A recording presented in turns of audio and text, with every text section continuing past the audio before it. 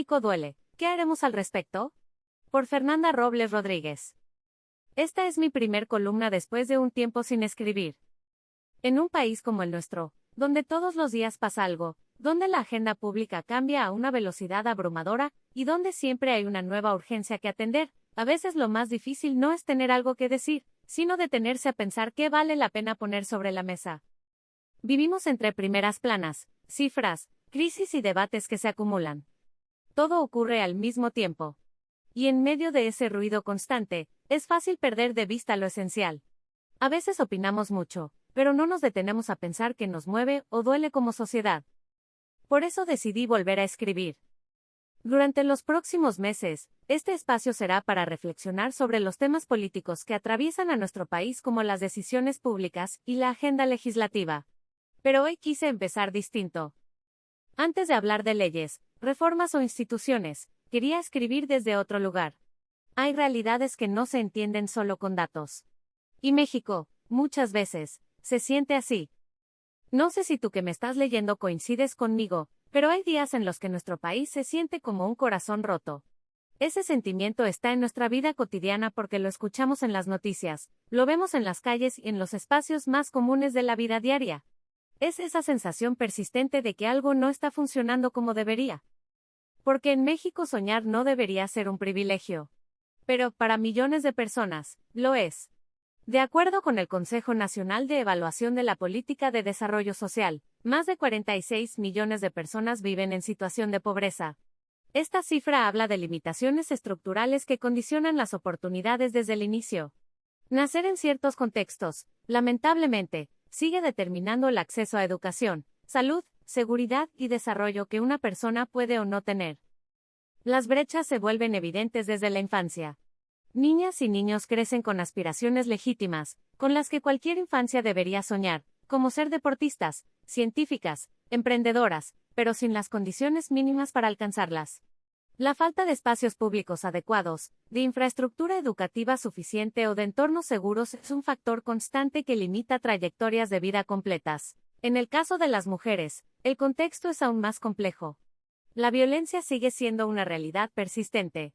Datos del Instituto Nacional de Estadística y Geografía muestran niveles preocupantes de incidencia de delitos y percepciones de inseguridad, como el hecho de que 7 de cada 10 mujeres de 15 años o más han experimentado alguna forma de violencia de género a lo largo de su vida. A esto se suma una carga histórica de desigualdad que restringe la autonomía y las oportunidades de millones. Para las y los jóvenes, el panorama tampoco es alentador. Una proporción significativa enfrenta condiciones de precariedad laboral o se encuentra fuera del sistema educativo. Vivimos en un México que al día de hoy no es un lugar para que las juventudes puedan desarrollarse aquí, y no precisamente por una crisis de talento sino de condiciones. Ahí radica una de las verdades más incómodas de México. Hoy están fracasando las estructuras que deberían sostener las aspiraciones de las personas. La desigualdad, además, se manifiesta todos los días en hogares que destinan la mayor parte de sus ingresos a cubrir necesidades básicas, en comunidades donde la movilidad social es prácticamente inexistente y en ciudades donde, según la Encuesta Nacional de Seguridad Urbana, más del 60% de la población se siente insegura. Este contexto genera la normalización del dolor, y entonces nos encontramos ante un status quo que ya nadie se atreve a cuestionar. Frente a ello, también ha ganado terreno una narrativa que resulta igual de preocupante. La idea de que las acciones individuales son irrelevantes frente a problemas estructurales. Si bien es cierto que los desafíos que enfrenta México requiere acción de gobierno, asumir que la ciudadanía no tiene un papel que desempeñar solo contribuye a la inercia. El cambio estructural y la acción individual no son excluyentes. México necesita políticas que generen condiciones reales de igualdad. Pero también necesita una sociedad que no se acostumbre a la desigualdad, que no normalice la violencia y que no mire hacia otro lado. Recuperar el sentido de comunidad es fundamental. Implica volver a mirar al otro, escuchar, involucrarse y asumir responsabilidad en lo cotidiano. Hoy sabemos que México duele, pero ese dolor no se nos puede convertir en costumbre. Porque en medio de las dificultades también existe algo que no puede ignorarse, que es la capacidad de millones de personas para sostener, construir y resistir todos los días.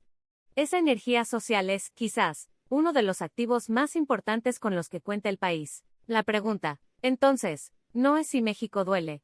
La pregunta es si estamos dispuestos a hacer algo para que deje de doler.